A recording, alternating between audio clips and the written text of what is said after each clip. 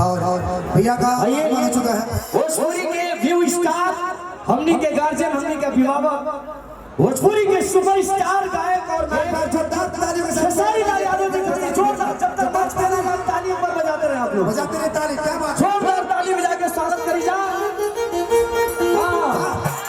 भोजपुरी के super star view star, हमनी के गार्जियन आदरणीय खेसारी लाल यादव जी हम सबके बीच।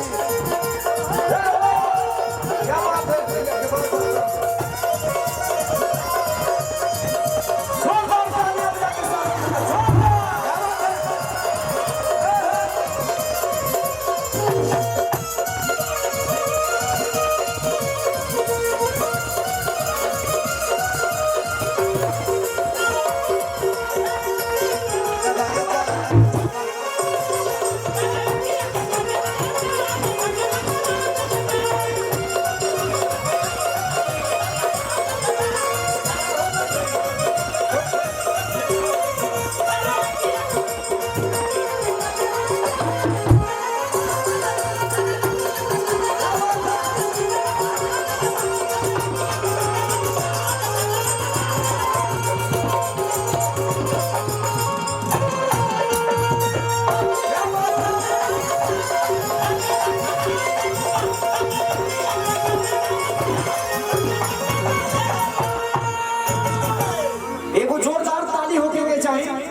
ज्यादा नहीं, बस 4 लाइन हम आमंत्रित करब आप सबके बीच।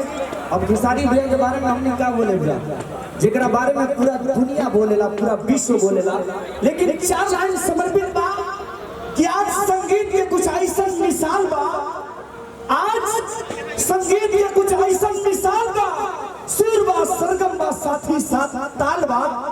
अपने यूपी बिहार, अपने पूरे विश्व में एक ही नाम, जेकर नाम खेसारी लाल बा। देखो जोरदार ताली बजा के स्वागत करी जा आप सबके बीच। व्यू स्टार, हमनी के गार्जियन, आप सबके बेटा, आप सबके भाई, आप सबके भतीजा, आप सबके लाल, जेकर नाम है खेसारी लाल यादव। एक जोरदार ताली बजा के स्वागत करी जा। Hello hello P P P P hello hello hello hello hello hello.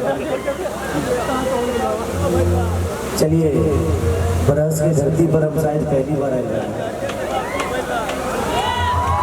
लेकिन आज हमारा लागत है कि हम कार्यक्रम कर रहे हैं, मैंने बुला था कि हम सर्कस में बैठे। मानिए जयप्रकाश बाबा,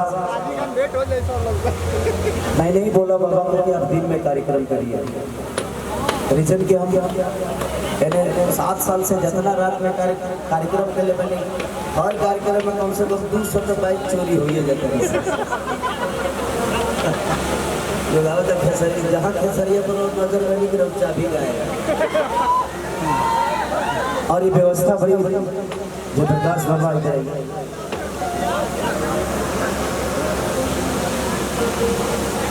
मैं चाहता हूँ कि इनके लिए एक जोरदार ताली आप सब बजाइए, क्योंकि अगर इस गांव में ऐसे लोग